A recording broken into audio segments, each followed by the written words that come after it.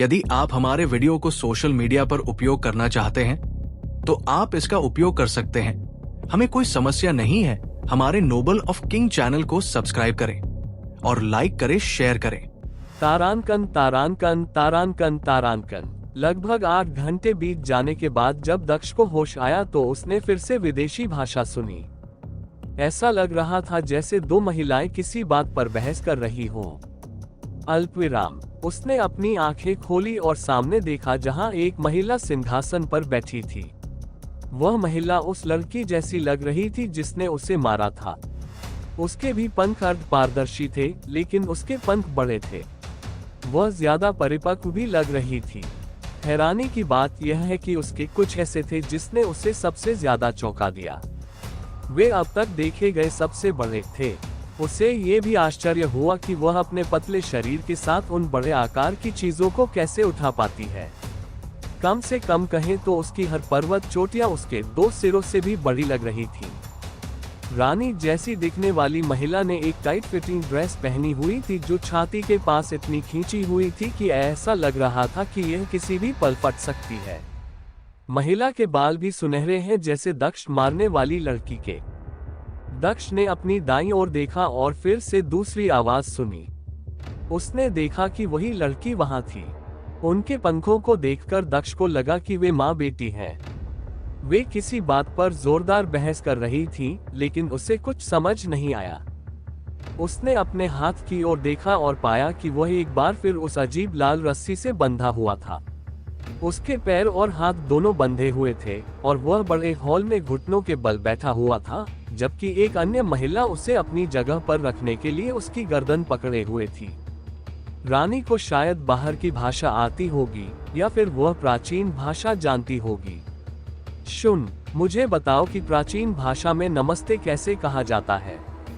मुझे कुछ परीक्षण करने दो, दक्ष ने अपने विचारों के माध्यम से शुन से कहा। ठीक है, बस सियुजिस कहो, जुन ने उससे कहा। दक्ष ने बोलने के लिए तैयार होते हुए अपना सिर हिलाया। सियुजिस, दक्ष ने माँ और बेटी की बातचीत के बीच अचानक कहा। रानी ने उसकी ओर भौहें सिकुड़ कर देखा। अल्पविराम। वह स्तब्ध लग रही है। हो सकता है कि यह काम कर रहा हो। मुझे और बात करने दो। जुन, मुझे शब्द बताओ, मैं दक्ष हूँ। क्या तुम मेरे शब्द समझती हो? दक्ष ने जुन से कहा। जुन ने उसे कहने के लिए शब्द बताए और दक्ष ने शब्दों को दोहराया। उसने रानी को अपना परिचय दिया और पूछा कि क्या वह उसके शब्दों को समझ गई है। वाक्य गुलामी, रानी ने भौहें सिकुड़ते हुए कहा। उसने क्या कहा? क्या उसने प्राचीन भाषा में उत्तर दिया? दक्ष ने जुन से पूछा। नहीं, उसने ऐसी कोई भाषा नहीं बोली जिसे मैं समझ सकूं, कम से कम, शुन ने जवाब दिया। तो वह ये नहीं जानती। मुझे अपनी आखिरी उम्मीद के तौर पर सामान्य भाषा में पूछना चाहिए, दक्ष ने बड़बड़ाते हुए कहा। मेरी सुंदर रानी, मैं बाहरी दुनिया से दक्ष हूँ। मैं आयामों के बीच फंस गया हूँ। मैं जानना चाहता हूँ कि क्या आप मेरी बातें समझती हैं। अगर समझती हैं तो कृपया अपना सिर हिलाएं, दक्ष ने भारी स्वर में कहा। रानी ने कुछ नहीं कहा, न ही अपना सिर हिलाया। रानी ने उस लड़की की ओर देखा जिसे दक्ष अपनी बेटी समझ रहा था। उसने दक्ष की ओर इशारा करते हुए अपनी बेटी से उस अस्पष्ट भाषा में कुछ पूछा। लड़की ने अपना सिर हिलाया। रानी ने भी आह भरते हुए अपना सिर हिलाया। या अम्माली, लड़की ने मुस्कुराते हुए जवाब दिया और फिर वह दक्ष की ओर चलने लगी। वह भी उसके पास घुटनों के बल बैठ गई। दक्ष ने असमंजस में उसकी ओर देखा। उसे आश्चर्य हुआ कि क्या वह उसे फिर से मारने वाली है। उसने तय कर लिया था कि अगर उसका हाथ उसके पास आया तो वह अपने जानवरों को छोड़ देगा। दक्ष जब लड़की को संदेह भरी निगाहों से देख रहा था तो उसका हाथ उसकी तरफ नहीं आया। इसके बजाय उसने अपना सिर उसके सिर के करीब ला दिया। दक्ष अभी भी उलझन में था कि वह क्या करने की कोशिश कर रही थी। तभी उसके होठों पर एक चुंबन आया। लड़की के होंठ उसके होठों से छू गए। वह उसके होठों की कोमलता को महसूस कर सकता था जो उसके होठों के स्पर्श से अब तक के सबसे कोमल और मधुर होंठ थे। उसे यकीन नहीं हो रहा था, लेकिन उसका छोटा लड़का भी खड़ा होना शुरू हो गया था। यह अनजाने में हुआ था और सिर्फ इस एक चुंबन ने ऐसा कर दिया था जिससे वह स्तब्ध रह गया। लड़की ने अपने होंठ दक्ष के होठों से नहीं हटाए और दक्ष भी नहीं चाहता था कि वह इस चुंबन को रोके। इस चुंबन में कुछ अच्छाई थी। अल्पविराम। कुछ देर बाद लड़की ने अपने होंठ उसके होठों से हटा लिए और रानी की ओर देखने लगी। लड़की ने दक्ष की ओर इशारा किया और वह रानी से उस समझ से परे भाषा में बात करने लगी। दक्ष अभी भी असमंजस में बैठा हुआ था, उसे समझ में नहीं आ रहा था कि आखिर हुआ क्या है। अचानक लड़की ने उसे चूम लिया और अब वह उसे अनदेखा कर रही थी। जब मैंने पहले कहा था तो मैं केवल मजाक कर रहा था, लेकिन ऐसा लगता है कि लड़कियां वास्तव में तुम्हें चाहती हैं। अब तुम बहुत खुश होगे। जून दक्ष के सामने आया और कहा। रानी खड़ी हुई और दक्ष की ओर इशारा करके लड़की से कुछ कहा।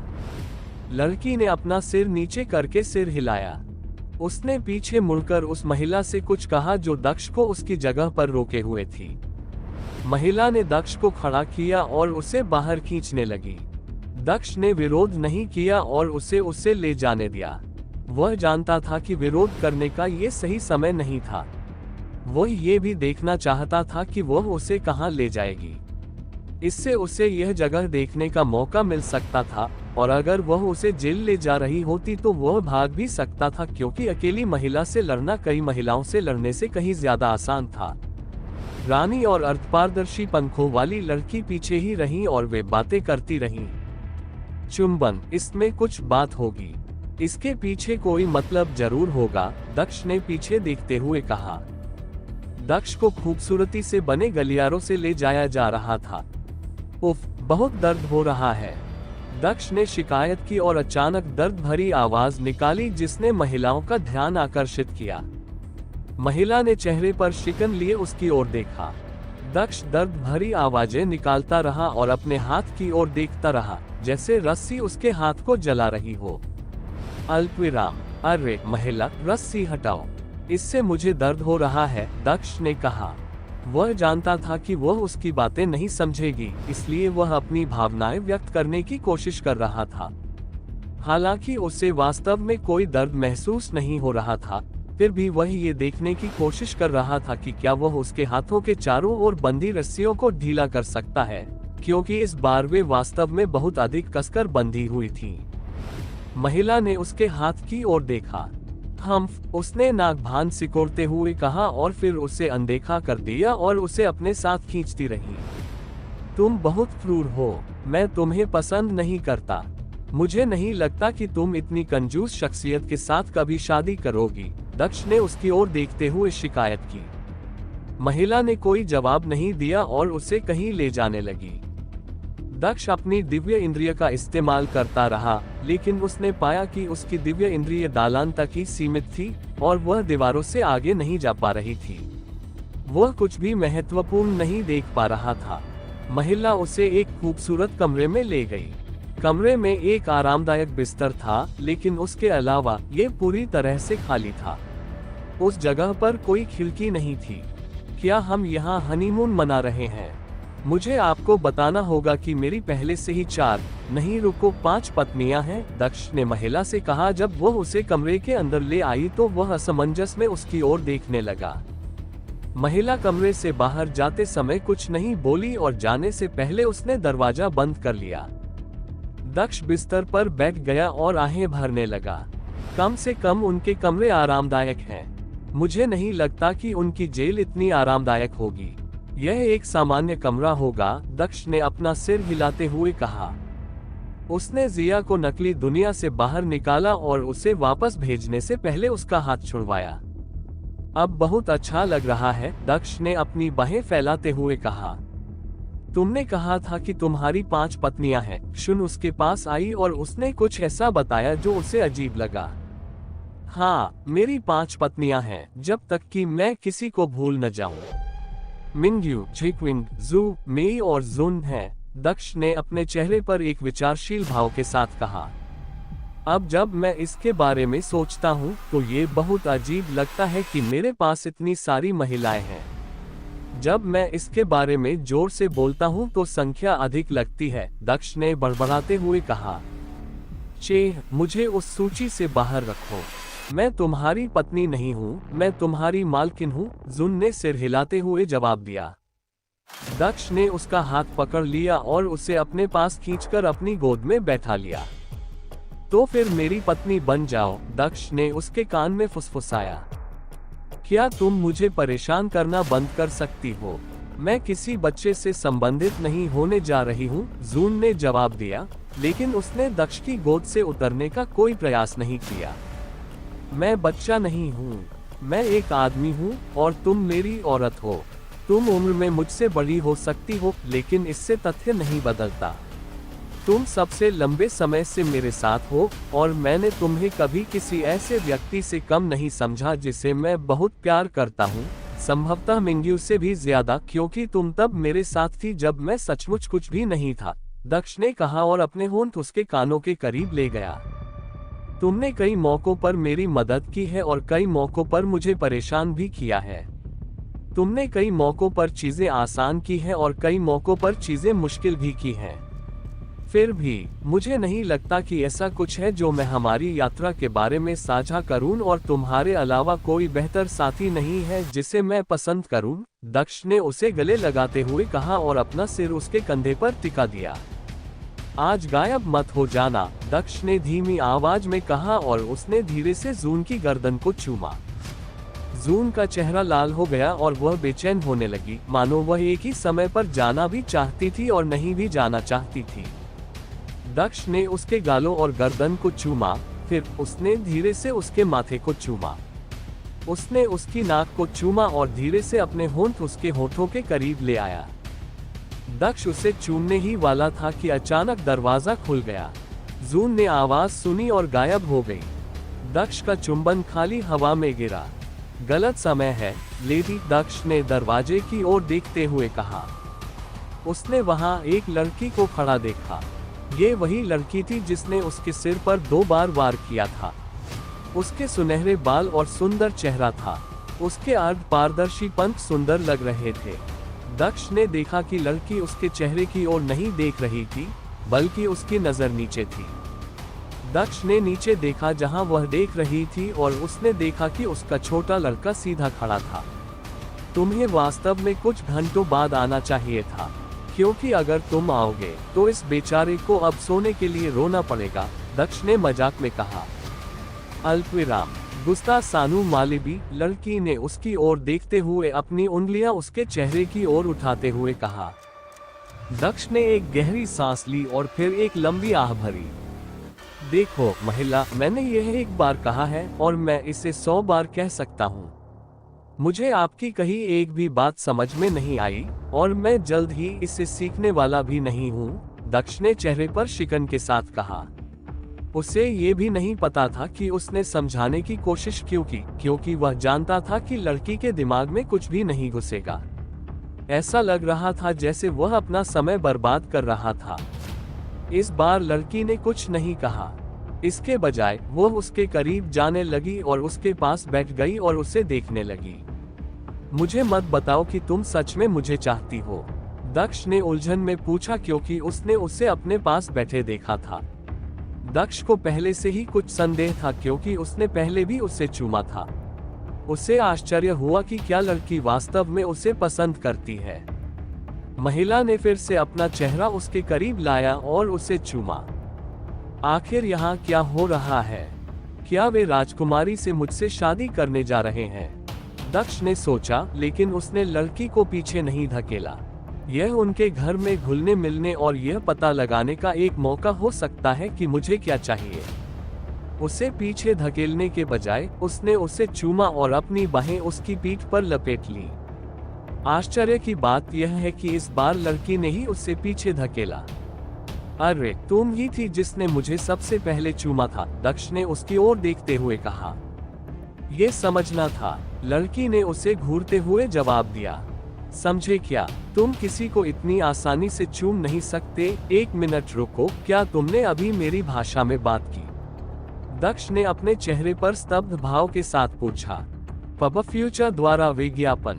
हाँ, मैंने तुम्हारी भाषा में बात की, इसीलिए मैंने तुम्हें 2 बार चूमा, लड़की ने कहा। चुंबन से तुम्हें दूसरों की भाषा समझने में मदद मिल सकती है। दक्ष ने उससे पूछा, तुमने ऐसा क्यों सोचा कि मैं एक ऐसे व्यक्ति को चुनूंगी जो बदसूरत पुरुष जैसा दिखता है? मुझे अपनी माँ को अनुमति लेने के लिए मनाने में बहुत मेहनत करनी पड़ी, क्योंकि केवल मेरे और मेरी माँ के पास ही यह शक्ति है। ये सब तुम्हारी भाषा सीखने के लिए था, लड़की ने आंखें घुमाते हुए कहा। ओह ठीक है, अब जब वह इसका जिक्र करती है तो मुझे याद आता है, मैंने एक बार सुना था कि अंतरिक्षों के बीच कई आयामों में कुछ अजीब प्रजातियां रहती हैं जिनके पास अजीब शक्तियां होती हैं। जिन शक्तियों के बारे में मैंने सुना था उनमें से एक चुंबन के माध्यम से अन्य प्रजातियों की भाषा सीखना था, जुन ने अचानक दक्ष से कहा। बहुत बढ़िया जुन, इतनी जल्दी? दक्ष ने मजाकिया लहजे में जवाब दिया। मैं तुम्हें बता दूं, लोग मुझे अपने घर में सुंदर कहते हैं। मुझे लगता है कि सुंदर और बदसूरत की तुम्हारी अपनी परिभाषा है। दक्ष ने लड़की को जवाब देते हुए अपना सिर हिलाया। खैर, यह अच्छी बात है कि अब तुम्हें समझ आ गया है।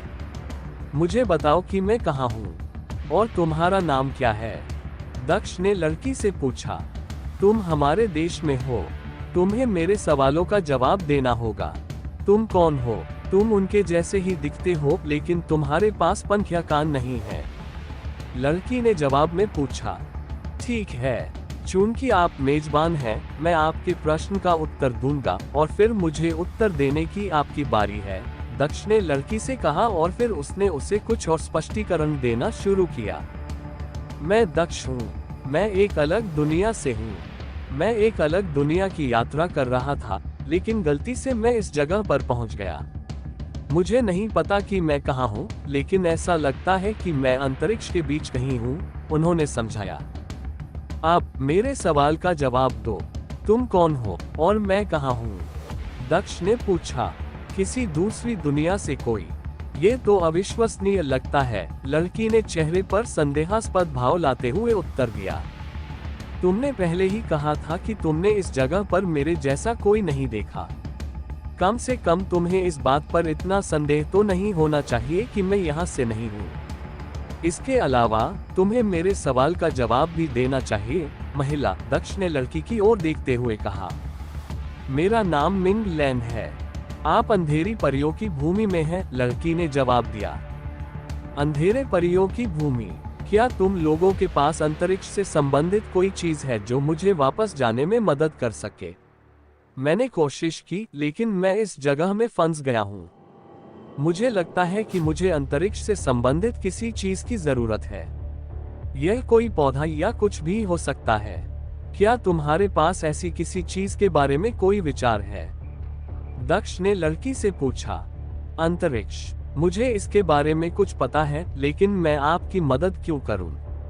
लड़की ने दक्ष की ओर देखते हुए पूछा। इसे एक अच्छे काम की तरह ही समझो। तुम बुरे इंसान नहीं लगते। जाने से पहले मैं तुम्हें बदले में कुछ अच्छा दूंगा, दक्ष ने कहा। तो क्या तुम सचमुच इस जमीन के बारे में कुछ नहीं जानते? लड़की ने उससे फिर पूछा। मैं केवल इतना जानता हूँ कि यह काली परियों की भूमि है, और वह भी इसलिए क्योंकि तुमने मुझे बताया था, दक्ष ने उत्तर दिया। मैं तुमसे वादा कर सकता हूँ कि मैं कोई दुश्मन या बुरा आदमी नहीं हूँ। मैं बस ये जगह छोड़कर घर वापस जाना चाहता हूँ। मेरी मदद करो, दक्ष ने लड़की से कहा और उसका हाथ पकड़कर उसकी आंखों में मासूमियत से देखा। मैं अपनी माँ से बात करूंगी, तब तक यहीं रहो और परेशानी मत खड़ी करो, लड़की ने कहा और वापस जाने के लिए मुड़ी। वह जाने ही वाली थी कि उसने पीछे मुड़कर देखा और भौहें सिकोड़ ली। तुमने अपना हाथ कैसे छुड़ाया? उसने पूछा। रस्सी मेरे हाथ को चोट पहुंचा रही थी, इसलिए मैंने उसे हटा दिया। मैं कुछ नहीं करने जा रहा हूँ। मैं एक अच्छा आदमी बनकर यहाँ बैठूंगा, दक्ष ने कहा और वह एक मासूम बच्चे की तरह अपने घुटनों पर हाथ रखकर रस्सी पर बैठ गया। लड़की ने कुछ क्षण तक उसकी ओर देखा और फिर वहां से निकलकर दरवाजा बंद कर लिया। अगर वह मेरी मदद करे तो अच्छा होगा, इससे चीजें बहुत आसान हो जाएंगी, दक्ष ने बिस्तर पर लेटते हुए कहा। जुन, क्या तुम डाक परियों के बारे में जानती हो? दक्ष ने जुन से पूछा। नहीं, मैंने आयामों के बीच के क्षेत्रों और वहां रहने वाली प्रजातियों के बारे में केवल कुछ अस्पष्ट सामान्यीकृत बातें सुनी हैं। मैं केवल नाम और गुणों से कुछ अधिक शक्तिशाली प्रजातियों के बारे में जानता हूं, और डाक परियों को उनमें से एक नहीं होना चाहिए क्योंकि मैं उनके बारे में नहीं जानता, जुन ने दक्ष को उत्तर दिया। वे अच्छे लोग लगते हैं। उन्होंने मुझे कुछ बार बेहोश करने के अलावा वास्तव में मुझे नुकसान पहुंचाने की कोशिश नहीं की है, दक्ष ने धीमी आवाज में कहा। ओह, ठीक है, तुम बाहर क्यों नहीं आ रहे हो? मुझे मत बताओ कि तुम अब मुझसे डर गए हो, दक्ष ने कहा क्योंकि उसने अचानक देखा कि जून जवाब दे रहा था लेकिन अब उसके सामने नहीं आ रहा था। पब फ्यूचर द्वारा विज्ञापन मेरे लिए बाहर आने का कोई कारण नहीं है, जून ने तटस्थ स्वर में उत्तर दिया। खैर, क्या तुम्हें उसकी बात पर विश्वास है? उसने दक्ष से पूछा। 100% तो नहीं, लेकिन हाँ, उसने जो कुछ कहा उसमें से अधिकांश मुझे विश्वसनीय लगता है। मुझे अभी भी अंतरिक्ष से संबंधित वस्तु के बारे में संदेह है। शायद वह सच कह रही है या शायद वह झूठ बोल रही है। हम जल्द ही पता लगा लेंगे, दक्ष ने सिर हिलाते हुए जवाब दिया। हाँ, ऐसा नहीं लगता कि वह तुम्हें चोट पहुंचाने वाली है, लेकिन ये बहुत सरल लगता है। वे बिना किसी कारण के ऐसे अजनबी की मदद क्यों करेंगे, खासकर किसी ऐसे व्यक्ति की जो किसी दूसरी प्रजाति से हो। यहाँ कुछ गड़बड़ लग रही है, जुन ने कहा जैसे वह जोर से सोच रही हो। दक्ष उठकर दरवाजे की ओर चला गया। उसने दरवाजा खोलने की कोशिश की लेकिन पाया कि वह बंद था। जैसा कि उम्मीद थी, दक्ष ने बड़बड़ाते हुए कहा और वापस मुड़कर बिस्तर की ओर चला गया। वैसे आपके सवाल का जवाब देते हुए, वे बिना किसी कारण के किसी अजनबी की मदद नहीं करेंगे। कोई भी इतना दयालु नहीं होगा, कम से कम इतना दयालु तो नहीं कि किसी दूसरी प्रजाति के उस अजनबी को चूम ले। उन्हें मुझसे भी कुछ चाहिए। मुझे ऐसा ही लगता है, दक्ष ने सिर हिलाते हुए जवाब दिया। मैं भी यही सोचता हूँ। यहाँ सब कुछ इंद्रधनुष और गेंडा जैसा नहीं है। शायद उन मासूम जगहों के पीछे लालच है, जुन ने बड़बड़ाते हुए कहा। जो भी हो, इससे कोई फर्क नहीं पड़ता कि वे क्या चाहते हैं। जब तक यह मुझे मेरे उद्देश्य तक पहुंचने में मदद करता है, मुझे इससे कोई परेशानी नहीं है। इस बीच मैं उनकी ताकत और उनकी कमजोरियों के बारे में जान सकता हूं ताकि अगर समय आए जब वे मेरे खिलाफ जाने की कोशिश करें तो मैं उन पर हमला कर सकूं, दक्ष ने बिस्तर पर लेटते हुए धीरे से कहा। मैं यहाँ से जल्दी काम खत्म करके भूत मंदिर वापस जाना चाहता हूँ। वहाँ बहुत सी महत्वपूर्ण चीजें इंतजार कर रही हैं और मैं इस जगह के ज्ञान के बिना सफल नहीं हो सकता। चूंकि आप इस जगह के बारे में नहीं जानते, इसलिए मैं फिलहाल केवल उन पर ही निर्भर रह सकता हूँ, दक्ष ने सिर हिलाते हुए जवाब दिया। पब फ्यूचर द्वारा विज्ञापन। जब दक्ष कमरे के अंदर इंतजार कर रहा था तो उसे कमरे के बाहर से आते जाते कदमों की आवाजें सुनाई देती रहीं। ऐसा लग रहा था जैसे गार्ड कमरे के बाहर मार्च कर रहे थे, संभवतः कमरे पर नजर रखने के लिए। मुझे लगता है कि मेरे पास एक विचार है, लेकिन मुझे नहीं पता कि यह उन पर काम करेगा या नहीं। मुझे आपके सुझाव की जरूरत है। अगर यह काम करता है तो ये काम बहुत आसान हो जाएगा, दक्ष ने जून से कहा। क्या विचार है? शुन ने दक्ष से पूछा जब वह फिर से उसके सामने आई। उसके चेहरे पर अभी भी लालिमा दिख रही थी। कैटी, मैंने बहुत समय से उस छोटे लड़के को नहीं बुलाया है। मैं जानना चाहता हूँ कि क्या मैं उसे इन डार्क फेरीज के खिलाफ इस्तेमाल कर सकता हूँ। मैं जानना चाहता हूँ कि क्या वह उन पर उसी तरह असर डाल सकता है जैसे वह साधकों और मनुष्यों पर करता है, दक्ष ने सुझाव दिया और उसने जून की ओर देखा। दिल खाने वाला कीड़ा। मुझे लगता है कि वह यहाँ भी प्रभावी होगा, लेकिन इसके असफल होने का खतरा है, जून ने जवाब दिया। क्या तुम्हें लगता है कि तुम ये जोखिम उठा सकती हो? जून ने दक्ष की ओर भौहें सिकोड़कर देखते हुए पूछा।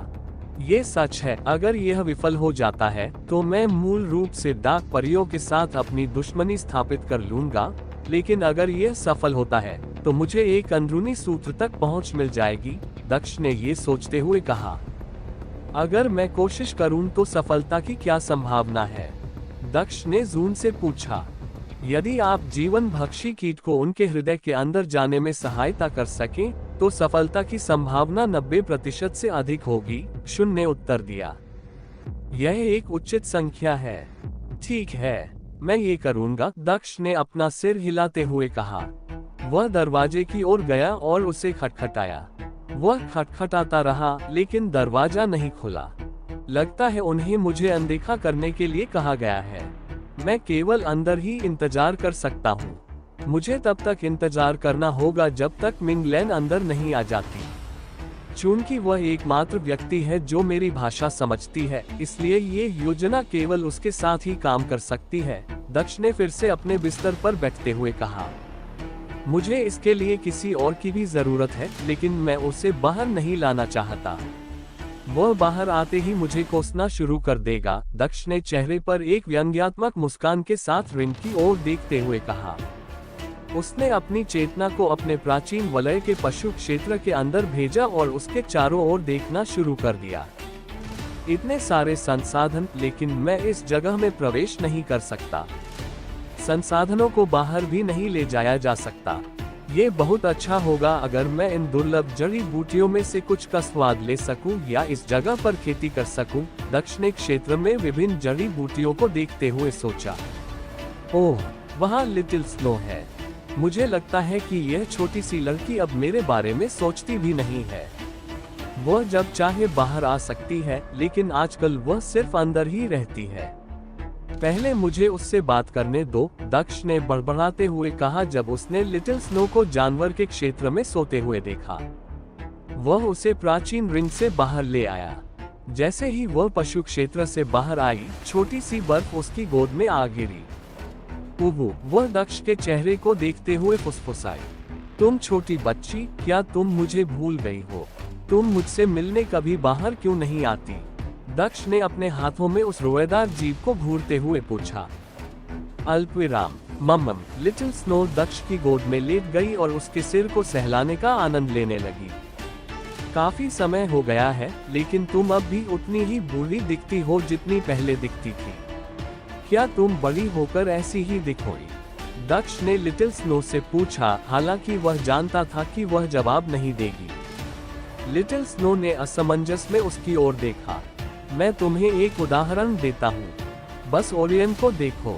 जब वह लड़का छोटा था, मुझे यकीन है कि वह तुम्हारे जितना ही छोटा था, और अब वह बहुत बड़ा है। क्या तुम भी उसके जितनी बड़ी हो जाओगी? दक्ष ने लिटिल स्नो से पूछा। ऐसा लग रहा था जैसे लिटिल स्नो ने उसकी बातें सुन ली हो। जैसे जैसे वह बड़ी होने लगी, उसकी आंखें लाल रंग में चमकने लगी। उसका फर भी रंग बदलने लगा, क्योंकि वह बर्फ सफेद से गहरा होने लगा। क्या बकवास है, दक्ष ने आश्चर्य से कहा और वह अचानक खड़ा हो गया। छोटी बर्फ जमीन पर उतरी, लेकिन वह लगातार बड़ी होती गई। कुछ समय बाद उसने रंग बदलना बंद कर दिया। उसका फर काले रंग का सबसे गहरा रंग था, जो रात से भी ज्यादा काला लग रहा था। उसके पंजे ओरियन के पंजों से भी ज्यादा तीखे थे। हालांकि उसकी ऊंचाई ओरियन जितनी ही थी। वह अब बिल्कुल ओरियन जैसी ही लग रही थी, बस पहले से ज्यादा भयंकर। दक्ष को अपनी आंखों पर यकीन नहीं हुआ, क्योंकि उसने देखा कि उसके सामने क्या हुआ था। क्या बकवास है? क्या वो ओरियन के साथ अपना स्थान बदल सकती है? दक्ष ने अपने चेहरे पर एक असंभव भाव के साथ पूछा, क्योंकि वह जानवर क्षेत्र के अंदर देख रहा था। उसने सोचा कि वह संभवतः जानवरों के क्षेत्र में टेलीपोर्ट हो गई है और उसने ओरान को यहाँ बुलाया है, और वो उसके बदलते आकार के बारे में भ्रम कर रहा था। उनका ये भी मानना था कि वो भ्रम पैदा करने में सक्षम थी। दक्ष को तब और भी अधिक आश्चर्य हुआ जब उसने असली ओरान को पशु क्षेत्र में सोते हुए पाया। दक्ष ने लिटिल स्नो की ओर देखा, जो ओरान की तरह दिख रही थी। यह एक भ्रम होना चाहिए। आपके अंदर भी एक भ्रम तत्व है, दक्ष ने बड़बड़ाते हुए कहा, जैसे कि वो उसे कोई बहाना दे रहा हो। उसने अपना हाथ आगे बढ़ाया। चूंकि उसके पास भ्रम का नियम था, इसलिए वो उस कमजोरी को भी जानता था। भ्रम के नियम के कारण व्यक्ति को कुछ ऐसा दिखाई देता था जो वास्तव में वहां नहीं था, लेकिन जब कोई उसे छूने की कोशिश करता था तो सच्चाई आसानी से उजागर हो जाती थी, क्योंकि भ्रम सिर्फ एक भ्रम था, उसे छूना असंभव था। दक्ष का मानना था कि जब वो लिटिल स्नो को छूने की कोशिश करेगा तो उसे पता चलेगा कि उसकी आकृति भी वैसी ही है और ओरान सिर्फ एक भ्रम है। उसने अपना हाथ आगे बढ़ाकर लिटिल स्नो को छुआ, लेकिन जैसे ही उसने उसे छुआ उसके हाव भाव बदल गए। दक्ष को पता चला कि यह कोई भ्रम नहीं था, जो कुछ वह देख रहा था वह वास्तव में था। लिटिल स्नो एक शैतान शिकारी जानवर में बदल गया था। उसने जून की ओर देखा, उससे जवाब पाने की उम्मीद में, लेकिन वह उससे भी ज्यादा हैरान लग रही थी। वो लगातार बुदबुदा रही थी कि यह असंभव है। जून, यहाँ वास्तव में क्या हो रहा है? दक्ष ने उससे पूछा। ऐसा कुछ जो असंभव होना चाहिए, ऐसा कैसे हो सकता है? इसका कोई मतलब नहीं है, उसने लिटिल स्नो को खाली नजरों से देखते हुए कहा। क्या असंभव है? क्या हो रहा है? बताओ मुझे, दक्ष ने उससे पूछा। वो चिंतित होने के साथ साथ अधीर भी। यदि आप हमारे वीडियो को सोशल मीडिया पर उपयोग करना चाहते हैं तो आप इसका उपयोग कर सकते हैं। हमें कोई समस्या नहीं है। हमारे नोबल ऑफ किंग चैनल को सब्सक्राइब करें और लाइक करें, शेयर करें। हो रहा था। प्राचीन असंख्य जानवर। जून ने लिटिल स्नो की ओर इशारा करते हुए ये 4 शब्द बुदबुदाए। प्राचीन असंख्य जानवर, वो क्या है? दक्ष ने उससे पूछा। जून ने गहरी सांस ली और अपनी तेज धड़कन को शांत करने की कोशिश की। इससे पहले कि मैं तुम्हें कुछ बताऊं, मुझे ये पुष्टि करनी होगी कि लिटिल स्नो वास्तव में प्राचीन असंख्य जानवर है या नहीं। क्या तुम उसे कह सकते हो कि वह पहले जैसी दिखती थी? जून ने दक्ष से कहा। दक्ष ने लिटिल स्नो की ओर देखा जो उस रोएदार छोटे जीव से बिल्कुल अलग दिख रही थी। छोटी स्नो, क्या तुम वापस वैसी ही हो सकती हो जैसी तुम पहले दिखती थी? ये रूप ओरियन पर छोड़ दो। तुम जैसी थी, मुझे तुम वैसी ही अच्छी लगती हो। दक्ष ने चेहरे पर व्यंग्यात्मक मुस्कान के साथ छोटी स्नो से कहा। लिटिल स्नो ने दक्ष को देखा और अपना सिर हिलाया। जैसे जैसे वो छोटी होने लगी, उसकी लाल आंखें अपने सामान्य रंग में वापस आ गईं। उसके शरीर का आकार बदलने लगा, उसके पंजे गायब होने लगे और उसका फर काले से सफेद होने लगा। पब फ्यूचर द्वारा विज्ञापन कुछ सेकंड के बाद वो अपनी प्यारी सी छवि में वापस आ गई। दक्ष ने उसे अपनी बाहों में उठा लिया और उसके मुलायम सिर को सहलाना शुरू कर दिया, जिससे वह रोने लगी। अब मैं तुम्हें इसी तरह पसंद करता हूँ, दक्ष ने लिटिल स्नो से कहा। उसने पीछे मुड़कर जून की ओर देखा। वह वापस आ गई है। क्या तुम मुझे अब बता सकती हो? दक्ष ने जून से पूछा। हालांकि जून ने खुद को शांत करने की कोशिश की थी, फिर भी वो पूरी तरह से शांत नहीं थी। यह सही है, वो प्राचीन असंख्य जानवर है। मैंने सपने में भी नहीं सोचा था कि अंडे में प्राचीन असंख्य जानवर होगा, जून ने बड़बड़ाते हुए कहा। प्राचीन असंख्य जानवर क्या है? दक्ष ने उससे पूछा। उसे अभी भी नहीं पता था कि उसका क्या मतलब था। उसे बस इतना समझ में आया कि वह कोई इथेरियल मून कैट नहीं थी और वह एक अलग प्रजाति थी जो आकार बदलने में सक्षम थी। हालांकि यह एक बहुत ही अनोखी शक्ति थी, लेकिन वह समझ नहीं पाया कि जून इतना हैरान क्यों था। पहले मैं तुम्हें एक कहानी सुनाता हूँ, उसके बाद तुम समझ जाओगे। मैंने इसके बारे में गुरु से सुना था जब वे किसी से बात कर रहे थे, शून ने उत्तर दिया। आपके गुरु? क्या आपका मतलब इस वंश के मूल स्वामी से है? तब तो कहानी महाकाव्य जैसी होगी। कहानी क्या है? दक्ष ने उससे पूछा। ये 2 प्राचीन जानवरों के बारे में है। इन्हें आप 9 देव जानवरों के पूर्वज कहते हैं, जून ने दक्ष के पास बैठते हुए कहा। कहानी कुछ इस तरह है। जब इस दुनिया में कुछ भी नहीं था, तब 2 प्राणी थे। आप उन्हें सच्चे देवता या प्राचीन प्राणी कह सकते हैं। वे 2 प्राणी ही थे जिन्होंने ब्रह्मांड का निर्माण किया। उन्होंने प्रकृति, ग्रह, जीवन, मूल रूप से वह सब कुछ बनाया जिसकी आप कल्पना कर सकते हैं। वे सच्चे निर्माता थे। आप पहले से ही कल्पना कर सकते हैं कि वे कितने शक्तिशाली रहे होंगे क्योंकि वे पूरे ब्रह्मांड का निर्माण कर सकते थे, जून ने कहा। वाकई बहुत मजबूत, दक्ष ने इस बारे में सोचते हुए कहा। वह केवल कल्पना ही कर सकता था कि वे कितने मजबूत होंगे। हाँ, लेकिन उनके बारे में कोई नहीं जानता। मुझे ये भी नहीं पता कि मेरे गुरु को इसके बारे में कैसे पता चला, लेकिन उन्होंने 2 प्राणियों के बीच किसी बहस के बारे में बात की थी। इससे पहले कि वे इस ब्रह्मांड से गायब हो जाएं और कभी न मिलें। गुरु ने कहा कि यह संभव है कि उन दोनों के बीच लड़ाई हुई हो और उन्होंने एक दूसरे को मार डाला हो, जुन ने समझाया। यह एक दिलचस्प कहानी है, लेकिन इसका दो प्राचीन जानवरों और लिटिल स्नो से क्या संबंध है? दक्ष ने लिटिल स्नो की ओर देखते हुए पूछा। ऐसा कहा जाता है कि जब दो प्राणियों में लड़ाई हुई तो उनके रक्त की बूंदें गिरी। एक सच्चे भगवान की रक्त की बूंद से एक प्राचीन जानवर अस्तित्व में आया, जबकि दूसरे सच्चे भगवान की रक्त की बूंद से एक और प्राचीन जानवर अस्तित्व में आया, जून ने दक्ष को बताया। उस दिन के बाद प्राचीन प्राणी गायब हो गए। उनके रक्त की बूंद से पैदा हुए दो प्राचीन जानवर बड़े हो गए। दो प्राचीन जानवरों में से एक प्राचीन असंख्य जानवर था, जिसे अंधेरे का रक्षक कहा जाता था, और दूसरा प्राचीन इंद्रधनुष फीनिक्स था, जिसे प्रकाश का रक्षक कहा जाता था। कहानी में उनके युद्ध के बारे में बताया गया है, जो लाखों सालों तक चला था। क्या आप अनुमान लगा सकते हैं कि कौन जीता? जुन ने दक्ष से पूछा। कौन? दक्ष ने पूछा। उसने इस कहानी के बारे में नहीं सुना था, इसलिए यह उसके लिए नया था। उसे नहीं पता था कि कौन जीतेगा। कोई भी नहीं जीता। अंत में उन दोनों ने एक दूसरे को मार डाला। यही कारण है कि मैंने मास्टर से सुना था, लेकिन मुझे कभी नहीं पता था कि उसके अंडे में प्राचीन असंख्य जानवर था। मुझे विश्वास होने लगा है कि उसने कहानी के कुछ हिस्से के बारे में झूठ बोला था, जून ने लिटिल स्नो को देखते हुए कहा। दिलचस्प। मुझे नहीं पता था कि इस छोटे से लड़के के पीछे ऐसी कोई कहानी है। इसमें एक असली भगवान का खून है। मुझे यकीन नहीं हो रहा कि मैं इसे वश में कर पाया। ये कैसे संभव है? दक्ष ने भौहें सिकोड़ते हुए पूछा। वो ये नहीं समझ पाया कि उसके लिए एक ऐसे जानवर को वश में करना इतना आसान कैसे था, जिसने सचमुच प्रथम प्राचीन प्राणी के रक्त से जीवन प्राप्त किया था। छोटी लड़की, तुम बहुत खास हो। क्या तुमने लड़ाई लड़ी थी या तुम्हारे पिता ने? दक्ष ने मुस्कुराते हुए लिटिल स्नो को देखते हुए पूछा। वो देव जानवरों की पूर्वज है, जो अच्छी बात नहीं है, कसुन ने दक्ष से कहा और उसने चिंता से उसकी ओर देखा। यह अच्छा क्यों नहीं है? दक्ष ने चेहरे पर शिकन लिए हुए उसकी ओर देखते हुए उससे पूछा।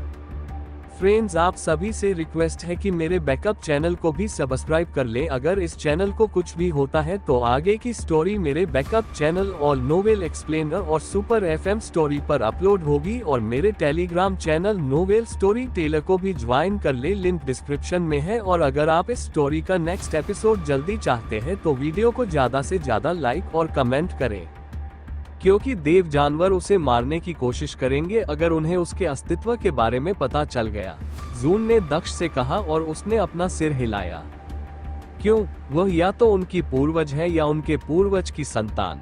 वे उसे क्यों मारेंगे? दक्ष ने चेहरे पर शिकन लाते हुए पूछा। शक्ति के कारण। जून में उनसे कहीं ज्यादा शक्तिशाली बनने की क्षमता थी। वे चिंतित होंगे।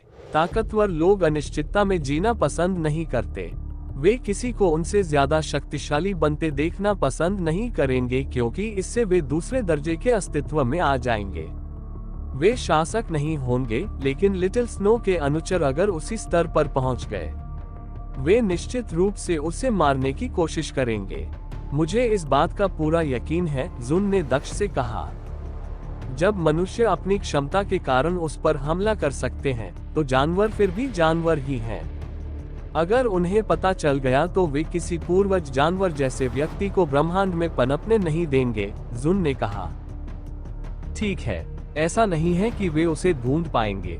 जब तक वो अपना रूप नहीं बदलती, तब तक कोई नहीं जान पाएगा कि वह एक प्राचीन असंख्य जानवर है, दक्ष ने जवाब दिया।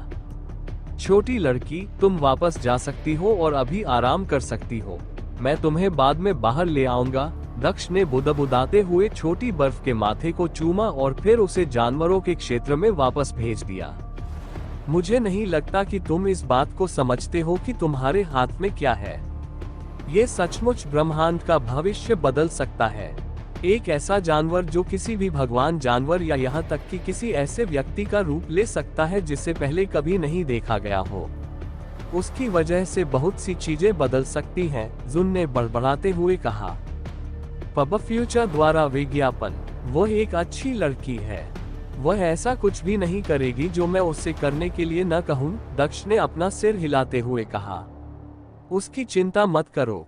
अब जब मैं इसके बारे में सोचता हूँ, चूंकि प्राचीन असंख्य जानवर मौजूद है, इसलिए प्राचीन इंद्रधनुषी फीनिक्स के अस्तित्व की भी संभावना है। मुझे पूरी उम्मीद है कि हम उससे नहीं मिलेंगे। कहानी से ऐसा लगता है कि अगर वह प्रकट हुई तो वह हमारी दुश्मन होगी, दक्ष ने अपना सिर हिलाते हुए कहा। ये तो पक्का है, जुन ने जवाब दिया। वे दुश्मन बनने के लिए ही पैदा हुए थे।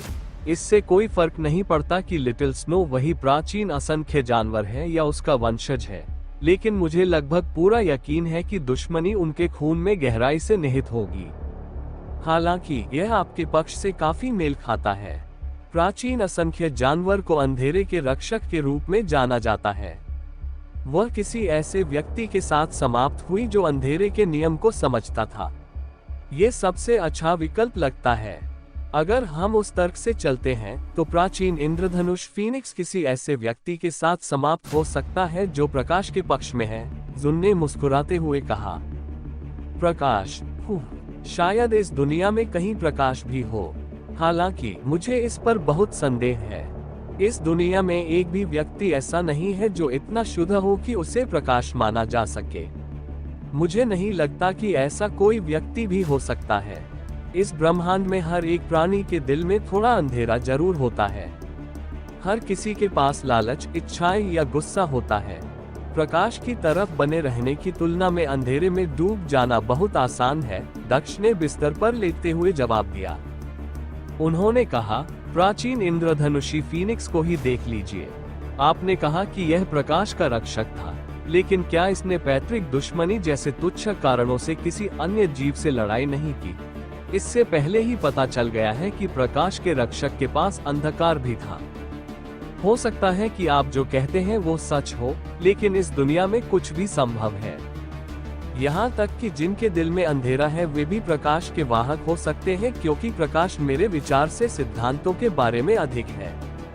वैसे भी मैं केवल यह आशा कर सकती हूँ कि ऐसा कोई नहीं होगा, क्योंकि प्रकाश का नियम आपके अंधकार के नियम का मुकाबला कर सकता है। अगर कोई ऐसा व्यक्ति है जिसके पास प्रकाश का नियम और प्राचीन इंद्रधनुषी फीनिक्स है, तो वह आपके लिए बहुत खतरनाक हो सकता है, जुन ने जवाब दिया और उसने दक्ष को खतरों की याद दिलाई। ये बस एक छोटी सी दुर्लभ संभावना है। मुझे नहीं लगता कि यह संभव है जब तक कि मेरी किस्मत इतनी खराब न हो। भले ही यह संभव हो और ऐसा कोई व्यक्ति मौजूद हो, मैं आपको बस एक बात बताना चाहता हूँ। कोई भी रोशनी मुझे हरा नहीं सकती। मैं अपनी मंजिल तक पहुँचने से पहले नहीं गिरूंगा। अगर ईश्वर का बेटा भी मेरा सामना करने आए तो मैं उसका भी उतनी ही ताकत से सामना करूंगा। मैं मर सकता हूँ, लेकिन मैं लड़ते हुए मरूंगा और मरने से पहले मैं उस व्यक्ति को मार दूंगा, दक्ष ने छत की ओर देखते हुए कहा। उम्मीद है वह क्षण नहीं आएगा, लेकिन भविष्य की यही एकमात्र समस्या नहीं है। एक तूफान है और यह होने वाला है, जुन ने अपनी बात पूरी करने से पहले ही आह भरते हुए कहा। वो गायब हो गई और कुछ भी नहीं बोली। दक्ष बिस्तर पर लेटा हुआ सोच रहा था कि अभी क्या हुआ। उसे विश्वास था कि वह लिटिल स्नो को जानता है, लेकिन उसने जो देखा उसने उसकी धारणा को उलट दिया। लिटिल स्नो की रक्तरेखा सामान्य देव श्रेणी से भी अधिक थी। उसने अभी तक उस स्तर की रक्तरेखा के बारे में सुना भी नहीं था, लेकिन जुन के अनुसार लिटिल स्नो की रक्तरेखा पूर्वज स्तर की थी। उसे आश्चर्य हुआ कि उसके अपने वंश का ग्रेड क्या है। पहले उसे लगता था कि यह भगवान के ग्रेड से बस थोड़ा कम है, लेकिन अब उसे इस पर भी संदेह होने लगा था। छोटी स्नो जब बड़ी होगी तो बहुत शक्तिशाली होगी। एक जानवर किसी भी जानवर में बदल सकता है। वह ड्रैगन या फीनिक्स भी बन सकती है। ये कुछ ऐसा भी हो सकता है जिसके बारे में पहले कभी नहीं सुना गया हो। अब जब मुझे पता चला है कि इथेरियल मून कैट उसका असली रूप नहीं है, तो मैं उसके असली रूप के बारे में जानने के लिए उत्सुक हो गया हूँ। प्राचीन असंख्य जानवर का असली रूप क्या है? क्या वह खुद इसे जानती है? बहुत सारी संभावनाएं हैं, लेकिन मैं उससे बहुत ज्यादा दिखावा नहीं करने दूंगा। अगर किसी को उसके बारे में पता चल गया तो मैं मुश्किल में पड़ जाऊंगा, दक्ष ने बड़बड़ाते हुए कहा। मुझे पहले से ही नश्वर प्राणियों से निपटने में परेशानी हो रही है। मैं नहीं चाहता कि देव जानवर मुझे भी मार डालें, उसने बैठते हुए कहा। तारानकन तारानकन तारानकन तारानकन। बहुत दूर एक जगह पर नीले बालों वाला एक आदमी नीले सिंहासन पर बैठा था। सिंहासन हड्डियों से बना था और चमड़े से ढका हुआ था।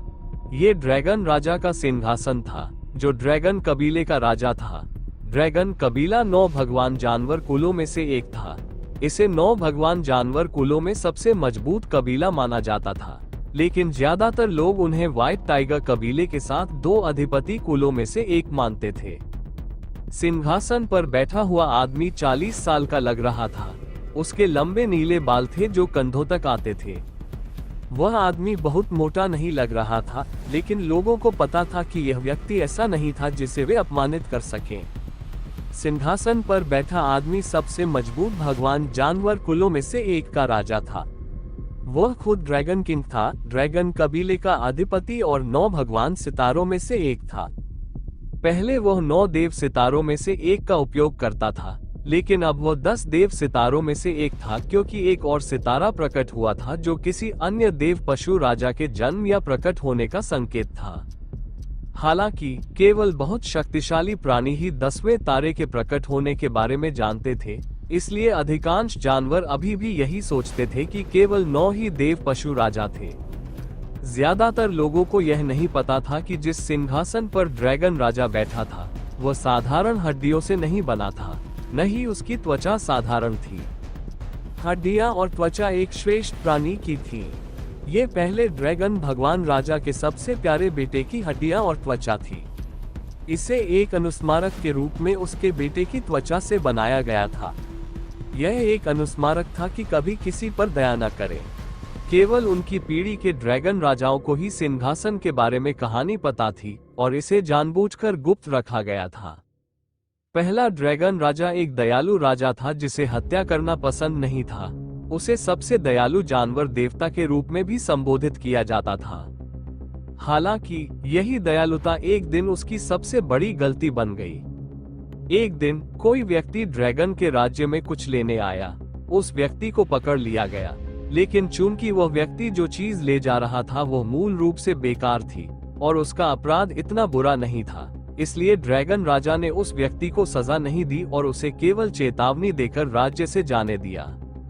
यही उसकी सबसे बड़ी गलती बन गई और इसका उसे अपने अंतिम क्षण तक पछतावा रहा, क्योंकि वह व्यक्ति एक बार फिर ड्रैगन दायरे में प्रवेश कर गया था।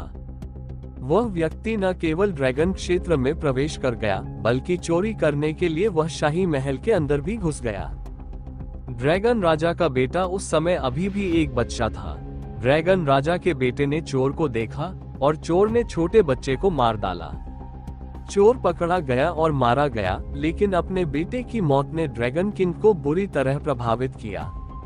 उसे लगने लगा कि यह सब उसकी गलती थी। अगर उसने उस व्यक्ति को पहले ही मार दिया होता तो उसका बेटा जिंदा होता। वह अपने अपराध बोध में डूब गया और लंबे समय तक ऐसे ही रहा। अल्पविराम। पहला ड्रैगन राजा नफरत से भर गया। उसकी दयालुता गायब हो गई और वह और भी क्रूर हो गया, क्योंकि उसे अपनी कमजोरी से नफरत होने लगी। कुछ लोगों ने कहा कि यह वह क्षण था जब ड्रैगन राजा ने अपना दिमाग खो दिया था। उसने अपने बेटे की हड्डियों और अपने ड्रैगन फॉर्म की त्वचा का इस्तेमाल करके ये सिंहासन बनाया और रोजाना उस पर बैठता था। उसने इस सिंहासन को अपनी कमजोरी की वजह से होने वाली घटनाओं की याद दिलाने के लिए इस्तेमाल किया। ड्रैगन राजा ने ड्रैगन दायरे के पड़ोसियों पर भी युद्ध छेड़ना शुरू कर दिया और वह जीतता रहा। उसने ड्रैगन कबीले की ताकत बढ़ा दी। शुरुआत में ड्रैगन कबीले को सबसे कमजोर भगवान जानवर कबीला माना जाता था, लेकिन पहले राजा के शासनकाल के अंत तक ड्रैगन कबीला सबसे मजबूत भगवान जानवर कबीला के रूप में जाना जाने लगा था। उस समय कोई भी कबीला उनकी बराबरी नहीं कर सकता था। जब ड्रैगन राजा ने अपनी शक्ति दूसरे बेटे को दी और उससे राजा बनाया, तो उसने उससे केवल एक बात कही, वो ये कि अपने भाई के भाग्य को याद रखना और कभी कमजोर नहीं होना। तब से प्रत्येक ड्रैगन राजा ने नए राजा को शक्तियां हस्तांतरित करते समय ये कहानी सुनाए। वर्तमान ड्रैगन राजा भी इसी दर्शन को मानता था, लेकिन वह पहले राजा जितना सख्त नहीं था। उसने पहले अपने दिमाग का इस्तेमाल किया, लेकिन वह बल का उपयोग करके बाधा को हटाना पसंद करता था। वह कभी भी किसी गलती को माफ नहीं करता था। ड्रैगन राजा सिंहासन पर बैठा था जब उसे कुछ महसूस हुआ। वो अचानक उठ खड़ा हुआ और चारों ओर देखने लगा। 10वां देव पशु, वो बुदबुदाया। पहले दूसरों ने मुझे इसके बारे में बताया था, लेकिन इसकी ऊर्जा का स्तर इतना कम था कि मैं इसे महसूस भी नहीं कर सकता था। लेकिन अभी कुछ ही समय हुआ है और मैं इसे बहुत स्पष्ट रूप से महसूस कर सकता हूँ। ये बड़ा हो रहा है। इससे पहले कि यह संतुलन बिगाड़ दे, मुझे इसे कुचल देना होगा, ड्रैगन किंग ने खिड़की की ओर देखते हुए कहा। मैं यह नहीं समझ पा रहा हूँ कि इसकी ऊर्जा प्रकट होने के बाद गायब क्यों हो जाती है, उन्होंने भौहें सिकोड़ते हुए कहा। मेरे सभी जनरलों को यहाँ बुलाओ, साथ ही डार्क ड्रैगन को भी यहाँ लाओ, ड्रैगन किंग ने कहा, जैसे वह किसी को आदेश दे रहा हो, लेकिन कमरे में कोई और दिखाई नहीं दे रहा था। राजा अपने सिंहासन पर वापस बैठ गया और प्रतीक्षा करने लगा। कुछ देर बाद 2 बूढ़े आदमी बड़े हॉल में आए। उन दोनों के सिर गंजे थे और दाढ़ी भी नहीं थी, लेकिन उनके चेहरे से ऐसा लग रहा था कि वे 60 साल के हैं। उन दोनों ने लंबे काले कपड़े पहने हुए थे जिन पर एक लंबा ड्रैगन बना हुआ था। आपने हमें बुलाया है, महाराज, काले वस्त्र पहने पुरुषों ने राजा के सामने सिर झुकाते हुए कहा। मुझे बताओ कि क्या तुमने 10वें देव जानवर की ऊर्जा को भी महसूस किया है, ड्रैगन राजा ने पुरुषों को देखते हुए कहा। हमने किया, दोनों ने अपना सिर हिलाया। तुम दोनों 10वें देव जानवर का पता लगाने पर कब से काम कर रहे हो, ड्रैगन राजा ने पूछा। चूंकि 10वां तारा पैतृक आकाश में प्रकट हुआ है, काले वस्त्रधारी पुरुषों ने एक स्वर में उत्तर दिया। तो आप इतने लंबे समय से इस पर काम कर रहे हैं, क्या आपको यह मिल गया है, ड्रैगन राजा ने पूछा। बात कठिन है और हमने कुछ प्रगति की है। जब ड्रैगन राजा सिंहासन से गायब हो गया तो लोग फिर से बात कर रहे थे। अगले ही पल उन दोनों को ऐसा लगा जैसे उनकी गर्दनें मौत के पंजे में जकड़ ली गई हों। ड्रैगन राजा ने उनकी गर्दन पकड़ ली और उन्हें हवा में उठाकर जमीन पर पटक दिया। मैंने जो पूछा उसका उत्तर दो, क्या तुम्हें वह मिल गया है या नहीं, ड्रैगन राजा ने गरजते हुए कहा और अपनी गहरी आंखों से उन्हें घूरने लगा, जिनमें थोड़ी सी भी दया नहीं दिख रही थी। क्या हमने नहीं किया, दोनों काले कपड़े पहने लोगों ने फिर से एक साथ कहा। ऐसा लग रहा था जैसे वे एक ही सोच रखते हो या कुछ और। वे हमेशा एक ही समय पर बात करते थे। तो फिर मुझे बताओ कि मैंने तुम्हें क्यों जीवित रखा है, अगर तुम वह एक काम भी नहीं कर सकते जिसमें तुम्हें अच्छा होना चाहिए। वो चीज बढ़ रही है और तुम ड्रैगन दायरे के सभी संसाधनों के साथ भी उसका पता नहीं लगा पाए हो। क्या मेरे ड्रैगन दायरे के लोग इतने बेकार हैं, ड्रैगन राजा ने उन लोगों को घूरते हुए कहा। ठीक उसी समय और भी लोग बड़े हॉल में दाखिल हुए। उन्होंने ड्रैगन किंग को डार्क ड्रैगन से बात करते देखा और वे वहीं रुक गए।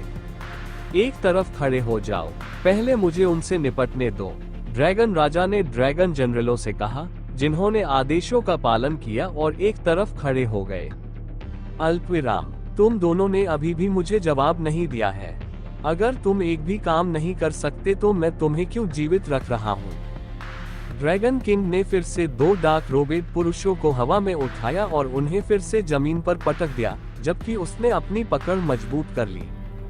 हमारे पास इसे खोजने का एक तरीका है, काले वस्त्रधारी लोगों ने उत्तर दिया। ड्रैगन राजा ने कहा, यदि आप हमारे वीडियो को सोशल मीडिया पर उपयोग करना चाहते हैं तो आप इसका उपयोग कर सकते हैं। हमें कोई समस्या नहीं है। हमारे नोबल ऑफ किंग चैनल को सब्सक्राइब करें और लाइक करें, शेयर करें। इससे पहले कि मैं गुस्से में तुम्हें मार डालूं, बोलो। हमने कुछ बनाया है। हमने कलाकृतियां बनाई हैं जिनका उपयोग हम उसे खोजने के लिए कर सकते हैं, दोनों व्यक्तियों ने उत्तर दिया। ड्रैगन राजा ने उनका गला छोड़ दिया और वापस सिंहासन की ओर चला गया तथा उस पर बैठ गया। मुझे इन कलाकृतियों के बारे में बताओ, ड्रैगन राजा ने सिंहासन पर बैठते हुए कहा। डार्क ड्रैगन्स ने एक छोटा सा बॉक्स निकाला और उसे ड्रैगन किंग को दे दिया। मैंने तुमसे कहा था कि मुझे उनके बारे में बताओ, क्या तुम मेरी बातें नहीं समझे, ड्रैगन किंग ने उन 2 आदमियों को घूरते हुए कहा, हमने 10वें देव जानवर की ऊर्जा को ट्रैक करने के लिए ये कलाकृतियां बनाई हैं। हमने इन बक्सों को बनाने के लिए अपने पास मौजूद छोटे ऊर्जा नमूनों का इस्तेमाल किया।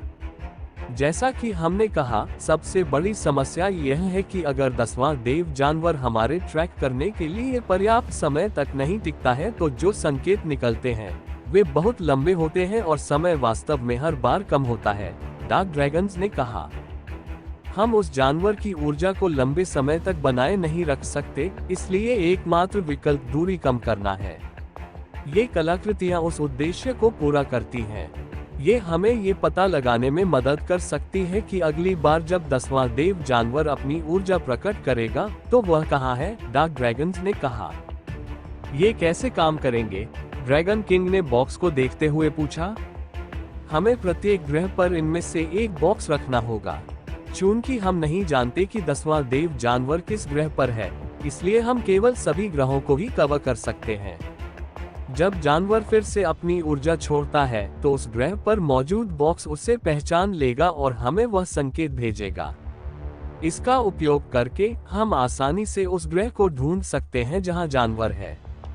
उसके बाद देव जानवर को ठीक से पहचानना बहुत आसान हो जाएगा, क्योंकि एक बार हमें पता चल जाएगा कि वह किस ग्रह पर है तो हम दूरी कम कर पाएंगे, डार्क ड्रैगन्स ने जवाब दिया।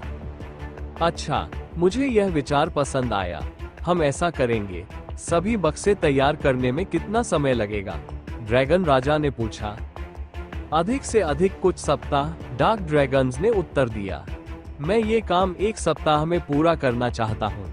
आपके पास केवल 7 दिन है, ड्रैगन किंग ने डार्क ड्रैगन्स की ओर देखते हुए कहा। उसने अपनी नजर ड्रैगन जनरलों की ओर घुमा ली। आप सभी अपने सबसे अच्छे ड्रैगन तैयार करेंगे। मैं चाहता हूं कि वे 8वें दिन नश्वर ग्रहों और छोटे ग्रहों और लोकों के लिए रवाना हो जाएं। उन्हें वहां बक्से लगाने होंगे। जहां तक तुम लोगों का सवाल है, तुम लोग बक्से लगाने के लिए व्यक्तिगत रूप से अमर दुनिया, स्वर्ग, दानव लोक और अन्य सभी देव जानवरों की भूमि पर जाओगे, ड्रैगन राजा ने कहा।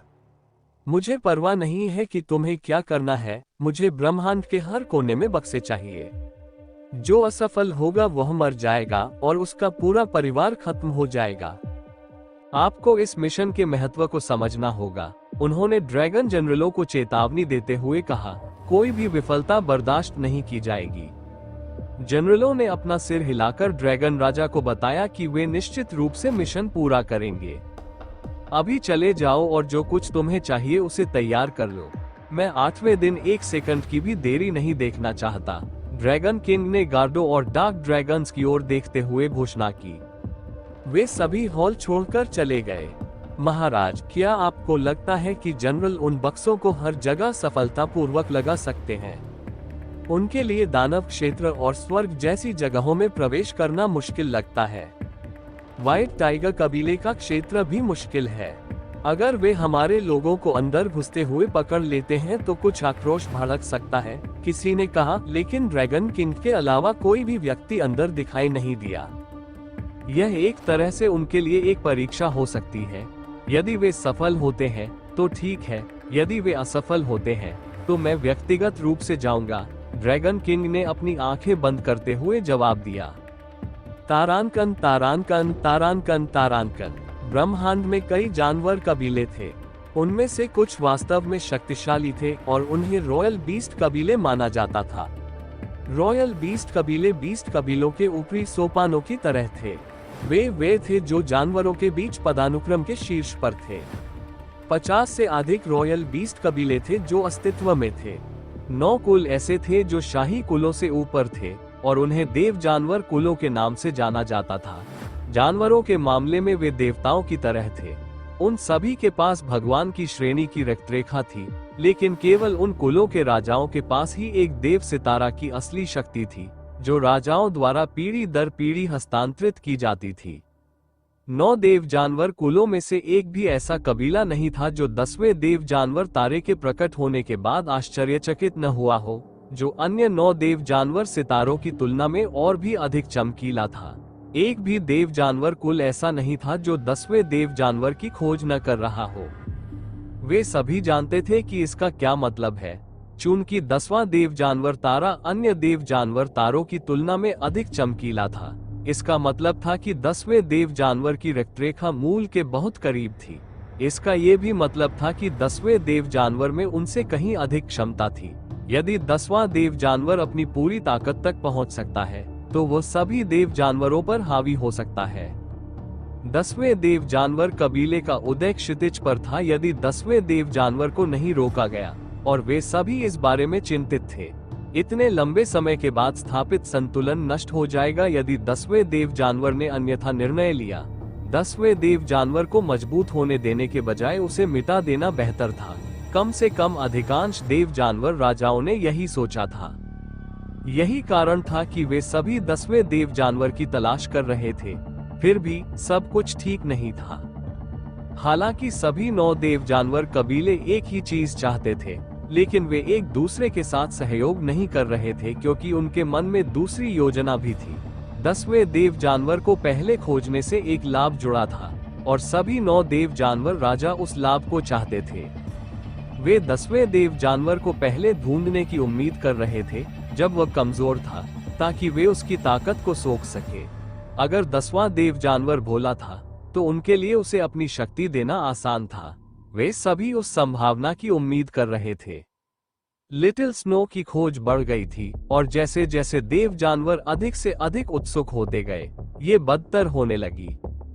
तारानकन तारानकन तारानकन तारानकन दक्ष अभी भी आयामों के बीच की जगह में था, डार्क फेयरीज के एक कमरे के अंदर। उसे यह एक आलीशान जेल जैसा लगा क्योंकि दरवाजा बंद था, लेकिन उसे कोई आपत्ति नहीं थी क्योंकि उनके करीब रहना उसके अंतिम लक्ष्य के लिए बाहर रहने से कहीं ज्यादा बेहतर था। उसने अपने लिए एक योजना भी तैयार कर ली थी, जिसे वह लागू करने जा रहा था। उसने सर्प सम्राट को बुलाया और उसे बताया कि उसे अपने विशेष कौशल का प्रयोग उस व्यक्ति पर करना होगा जो उसके संकेत के बाद कमरे में प्रवेश करेगा। सर्प सम्राट छोटा हो गया और कमरे के कोने में जाकर खड़ा हो गया तथा उस व्यक्ति की प्रतीक्षा करने लगा जिसके बारे में दक्ष ने बात की थी। दक्ष भी मिंग लैन के वापस आने का इंतजार करता रहा। मिंग लैन के अनुसार वह अपनी मां के साथ दक्ष के बारे में चर्चा करने गई थी, इसलिए यह संभव था कि उसे पूरा दिन लग जाए, लेकिन उसे उम्मीद थी कि वह जल्दी ठीक हो जाएगी। हालांकि उसने खुद को लंबे इंतजार के लिए तैयार कर लिया था, लेकिन वह वास्तव में ऊब नहीं रहा था क्योंकि सांप सम्राट लगातार बात कर रहा था। दक्ष को पहले लगता था कि अगर वह लंबे समय तक साधना नहीं करता या किसी से बात नहीं करता तो वह जल्दी ऊब जाता है, लेकिन उसे एहसास हुआ कि सांप सम्राट उससे 2 कदम आगे था। 10 मिनट भी इंतजार नहीं किया कि सांप सम्राट ने बोलना शुरू कर दिया क्योंकि वह ऊबने लगा था। उस पल के बाद से वो कभी नहीं रुका। बातचीत का ज्यादातर विषय उन कहानियों के इर्द गिर्द घूमता था जो सांप सम्राट ने दक्ष को जमीन पर विजय और परी जैसी महिलाओं के बारे में बताई थी, लेकिन दक्ष जानता था कि वह लगभग हर चीज के बारे में शेखी बघार रहा था। उसे अब और आश्चर्य भी नहीं हुआ क्योंकि वह सांप सम्राट को लंबे समय से जानता था और उसे समझता था। वह जानता था कि सांप सम्राट बिना किसी शर्म के किसी भी चीज के बारे में शेखी बघार सकता है। यह उसके चरित्र की तरह था और दक्ष को कुछ अपनापन महसूस हुआ। उसे याद आया कि उसके पिछले जीवन में उसका एक दोस्त भी था जो बेशर्मी से शेखी बघारने के मामले में बिल्कुल सांप सम्राट की तरह था। वह आदमी खूबसूरत मॉडलों के साथ डेटिंग करने और छुट्टियों में विभिन्न विदेशी देशों की यात्रा करने और कई अन्य चीजों के बारे में बात करता था। फिर भी दक्ष को वह आदमी मजेदार लगा क्योंकि उसे उस आदमी की कल्पना के अंश सुनना पसंद था। इसका ये भी मतलब था कि दक्ष के साथ खेलने के कारण उनके पास बात करने के लिए कभी भी चीजें कम नहीं होती थी। और इस तरह मैं उस चुड़ैल से शादी करने से बच गया। जब तुम मेरे जैसे सुंदर हो तो जीवन कठिन है, लेकिन तुम मेरा दर्द नहीं समझ सकते, कोई नहीं समझ सकता, सांप सम्राट ने आह भरते हुए कहा। क्या आप ये कह रहे हैं कि मैं सुंदर नहीं हूँ? दक्ष ने पूछा और उसने नाग सम्राट की ओर भौहें सिकोड़ कर देखा। आप सुंदर तो हैं, लेकिन केवल एक नश्वर की सीमा तक, जबकि इस राजा की सुंदरता की कोई सीमा नहीं है। यही अंतर है, लेकिन आपको बुरा नहीं मानना चाहिए। मैं आपको दूसरे स्थान पर रखूंगा, इस राजा के ठीक बाद जो पहले स्थान पर है। यह एक अच्छी जगह है, भले ही पहले और दूसरे के बीच का अंतर आकाश और पृथ्वी के बीच के अंतर जैसा है, सांप सम्राट ने जवाब दिया। शश, कोई आ रहा है, दक्ष ने जवाब दिया और उसने सांप सम्राट को अचानक चेतावनी दी क्योंकि उसने दरवाजे के बाहर कुछ अजीब हलचल महसूस की थी। सर्प सम्राट सतर्क होते ही चुप हो गया। कमरे का दरवाजा खुला और एक व्यक्ति अंदर आया। यह एक लड़की थी जिसके बाल सुनहरे थे। उसकी पीठ पर अर्ध पारदर्शी पंख थे जो बहुत सुंदर लग रहे थे। उसके साथ एक और व्यक्ति भी अंदर आया। यह वही महिला थी जो शुरुआत में दक्ष को इस कमरे में लेकर आई थी। दक्ष को उम्मीद थी कि इस बार भी लड़की अकेली आएगी, लेकिन वह ये देखकर निराश हो गया कि वह एक अन्य डार्क फेयरी के साथ आई थी, क्योंकि इससे उसकी योजना में बाधा उत्पन्न हुई। उसने सर्प सम्राट को मानसिक रूप से यह संदेश भेजा कि अभी इंतजार करो। क्या तुमने इस बारे में चर्चा की है? तुम्हारी माँ ने क्या कहा? दक्ष ने कमरे में प्रवेश करते ही मिंग लैन से पूछा। वो उत्सुक था कि उसे कोई ईमानदार जवाब मिलेगा या नहीं। मिंग लैन ने दक्ष को देखा और भौहें सिकोड़ने लगी। उसने इधर उधर देखा जैसे उसे किसी बात पर शक हो। क्या हुआ? दक्ष ने पूरी गंभीरता से पूछा। उसे आश्चर्य हुआ कि क्या उसे एहसास हुआ कि उस समय कमरे में कोई और भी था या नहीं। मुझे इस कमरे में कुछ अजीब सी गंध आ रही है। इस कमरे में एक अजीब सी गंध फैली हुई है। क्या मेरे जाने के बाद कोई और यहाँ आया था? उसने चेहरे पर संदेह भरी नजर से दक्ष से पूछा। नहीं, अगर आपको मुझ पर शक है तो आप अपने गार्ड से पूछ सकते हैं। अगर आप चाहें तो कमरे की तलाशी भी ले सकते हैं। अगर आपको कोई मिले तो मुझे बताना। जहां तक खुशबू की बात है, मुझे कुछ भी गंध नहीं आ रही है। यह आपकी कल्पना हो सकती है, दक्ष ने कहा और आत्मविश्वास से भरे भाव से अपनी बाहें फैलाते हुए सहजता से मुस्कुराया। ठीक है, वैसे भी मेरे पास कुछ खबर है। यही मैं तुम्हें बताने आई हूँ। माँ ने कहा है कि हम तुम्हारी बातों पर भरोसा करने और तुम्हारी मदद करने को तैयार हैं। हम तुम्हें वो देंगे जो तुम चाहती हो, लेकिन बदले में तुम्हें हमारे लिए कुछ करना होगा, मिंग लैन ने दक्ष से कहा। मुझे आपके कामों में कोई भरोसा नहीं दिखता। अगर आपको मुझ पर भरोसा होता तो आप उसके साथ गार्ड के तौर पर नहीं आती। मुझे लगता है कि आप किसी तरह मेरा इस्तेमाल करने की कोशिश कर रही हैं, दक्ष ने भौहें सिकुड़ते हुए कहा। वह उसे दूसरी महिलाओं को बाहर भेजने के लिए मनाने की कोशिश कर रहा था। मिंग लैन ने अपने साथ लाए महिलाओं की ओर देखा और फिर दक्ष की ओर देखा। ये सच नहीं है, वो सिर्फ मेरा साथ देने के लिए यहाँ आए हैं, मिंग लैन ने जवाब दिया। कार्य शब्दों से अधिक बोलते हैं, राजकुमारी, दक्ष ने अपना सिर हिलाते हुए कहा। ठीक है, मिंग लैन ने दक्ष को जवाब दिया, इससे पहले कि वो पीछे मुड़कर देखने लगे। मिहा हिस्जकी जुलकन, उसने अपने पीछे खड़ी महिला से कुछ कहा।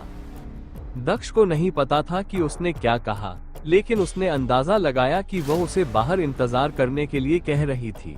उसे विश्वास था कि वह सही कह रहा था कि उन्हें उनकी जरूरत है, और यही बात उसने अपने पक्ष में इस्तेमाल की ताकि लड़की को कमरे में अपने साथ अकेले में ले जा सके।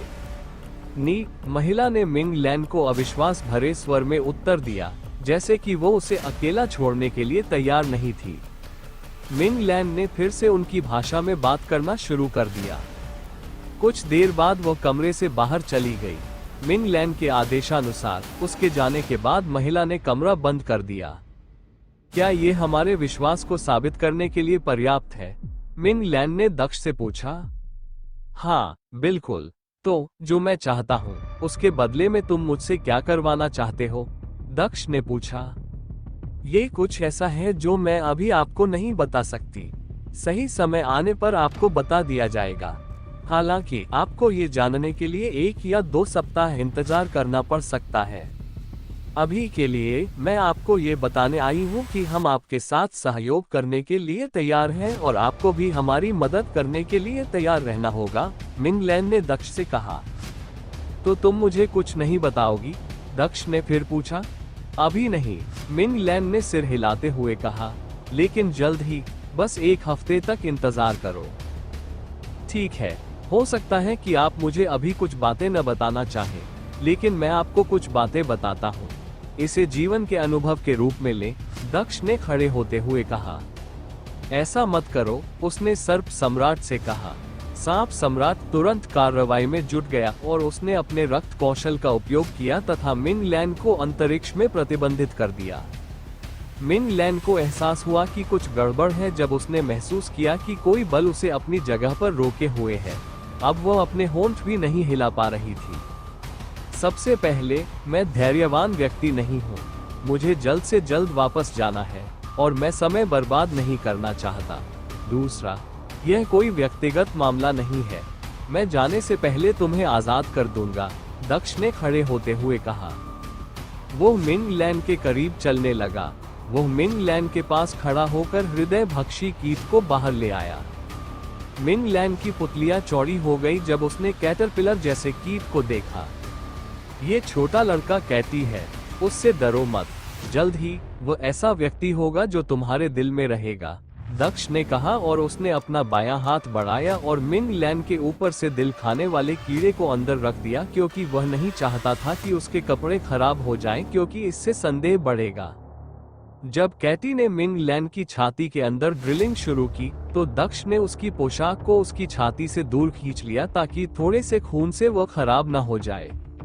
भले ही कैटी किसी के दिल में बिना किसी दर्द के प्रवेश करने में सक्षम थी, लेकिन इसमें थोड़ा खून बहना शामिल था, जो आमतौर पर कुछ सेकंड में ठीक हो जाता है।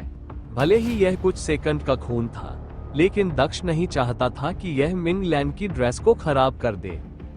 कैटी ने उसके दिल में प्रवेश करने के बाद बिस्तर से एक कपड़े का टुकड़ा लिया और अपना हाथ मिंग लैन की छाती में रख दिया और खून पहुंचने के बाद उसने उसकी पोशाक छोड़ दी।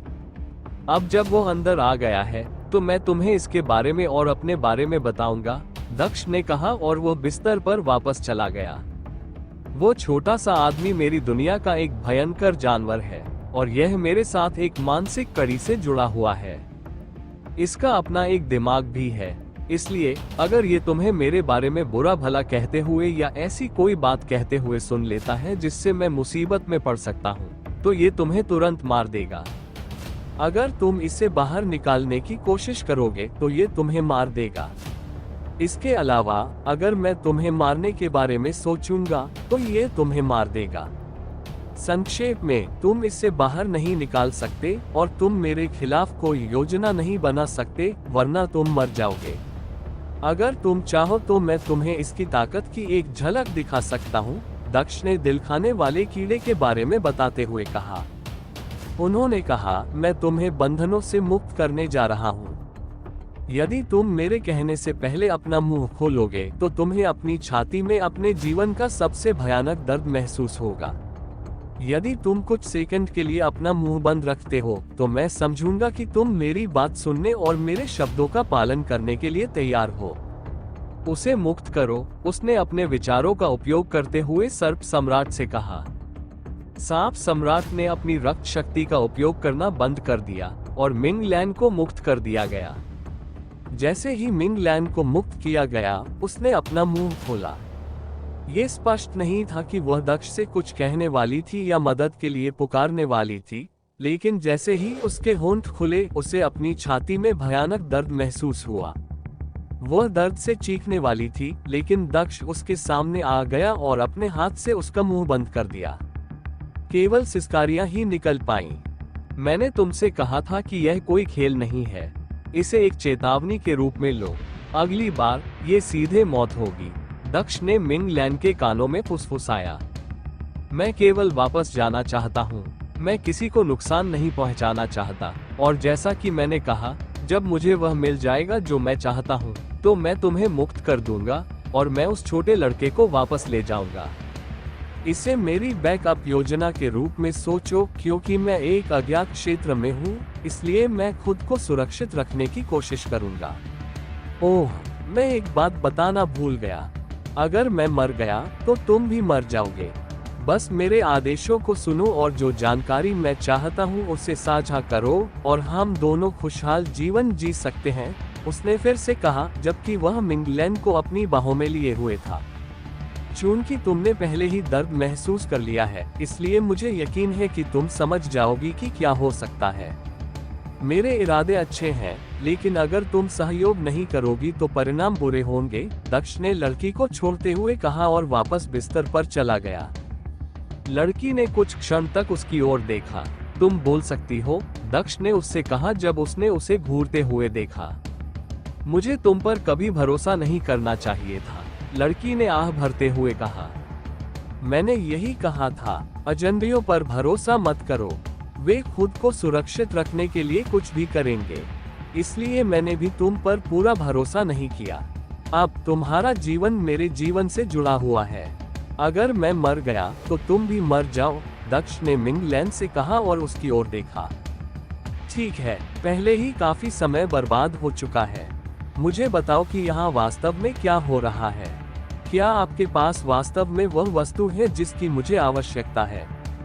साथ ही आप मुझसे क्या करवाना चाहते हैं और मुझे किस वस्तु की आवश्यकता है?